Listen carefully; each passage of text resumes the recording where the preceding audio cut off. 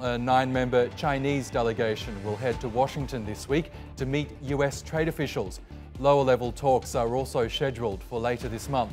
Those meetings are to take place as US tariffs on $16 billion worth of Chinese goods go into effect on Thursday. Products facing increased duties include semiconductors, furniture, pet food and bicycles. China has promised to retaliate.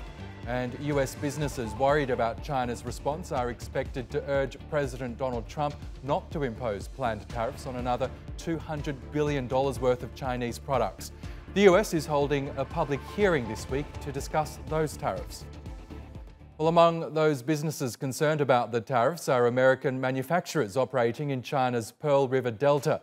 Dubbed the workshop of the world, it churns out about a quarter of the country's exports. As Samantha Vadas reports from Shenzhen, the southern manufacturing heartland is seeing a major shift fueled by the escalating trade dispute between the world's two biggest economies. On the world's factory floor, people are feeling deflated. For manufacturers in China's Pearl River Delta, the threat of US tariffs has them looking for greener business pastures, like Charles Hubbs. The American exporter makes medical supplies in this region. But with new levies on billions of dollars of Chinese imports, he's eyeing a move back home. Before the tariffs came on board, we were looking at moving about 30% of our production outside of, moving it from China to the United States. With the latest tariff development, we were probably, assuming that those tariffs would go into effect, we'd probably be moving 60% of our manufacturing outside of China to the United States. Hubbs started doing business in China in the 80s. Since then, he's faced rising costs, soaring wages and a rapidly shrinking workforce.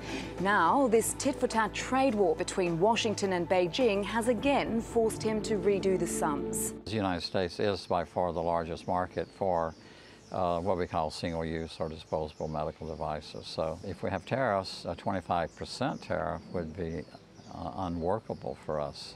And he's not alone. Larry Slovan exports LED lighting to the likes of Walmart in the US. He's now looking to trim his exposure to China after a 30-year run in the megacity of Shenzhen. My next move is to investigate opportunities in countries outside of China. Vietnam, Thailand, Cambodia, to see if what I'm making in China can be made in those countries. Southeast Asia's already been sniffing out opportunities to step into China's competitive space. Thailand's actively promoting itself as a regional manufacturing hub, offering sweeteners like tax exemptions to lure firms its way. When it comes to sheer scale, though, China can't be easily replaced. Research shows the country has a manufacturing output of $2 trillion. Not to mention raw materials and components just aren't as readily available anywhere else. And while China's so-called workshop of the world won't disappear overnight, economists say change is inevitable. I think in terms of the way China is looking at this from an industrial policy viewpoint, it doesn't mind losing polluting, inefficient, low-margin businesses. It doesn't want to deal with unemployment, doesn't want labor unrest, but they've actually been, regardless of U.S. trade pressures, trying to push out low-productive, low-paying industries anyway. In fact, the plan even has a name, Made in China 2025, a pivot to competitive high-tech industries and ambitious enough to cause alarm in the US. And as local exporters look for a way out, they're hoping Beijing might first stop to think about what tomorrow could look like. Samantha Vadas, TRT World, Shenzhen. Well, for more on the trade war between the world's two largest economies, let's bring in our editor-at-large, Craig Copetas, who comes to us from Miami. Craig, good to have you as always. As we heard there in Samantha's story, US businesses are already thinking of leaving China to avoid Donald Trump's tariffs. So is this trade war that was started by Donald Trump as much about curbing foreign direct investment in China as it is about reducing this trade deficit that Donald Trump keeps on talking about? Oh, you betcha. You know, Trump is hoping that this trade war is going to trigger some repatriation of U.S. manufacturing operations in China, but the conventional wisdom is really whatever capital flight, manufacturing flight there is going to end up somewhere else in Southeast Asia because it's cheaper.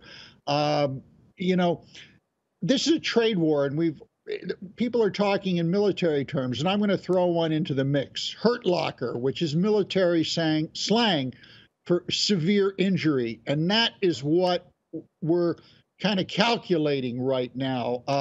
We're going to this week be seeing what the indicators for the projected collateral damage to both individuals and companies and countries. And we mentioned those meetings that are due to take place between US and Chinese trade officials this week and later this month. How likely is that to result in some sort of a compromise in this ongoing trade dispute? I don't think it's going to end in a compromise, Oscar. What we've got is 6 days of raucous USTR hearings, which have so far been fueled by close to 2,000 written letters, comments, more in the fashion of a screed to the committee. They're hearing from really angry businessmen who are involved in baby cradles, coffins, zirconium, the stuff that you use to make power in a nuclear reactor, and bicycle makers. Look, and all they're hearing from Trump right now is spin and smear, and that's not good. And why these are important, Oscar, these public hearings, is that, you know, we've arrived at a crossroad in this war. Faith in Trump is not a praiseworthy trait. A large portion of America has willingly, I guess, suspended its critical facilities, outsourcing its ability to think to Trump. You know, once upon a time, America, particularly American trade, was about trust. But when trust turns to faith, you're setting yourself up to be exploited. Right now, America, I should say, Trump is not acting like a superpower. He's acting like an antagonist. Okay, Craig Copetas, good to get your thoughts as always. Thank you.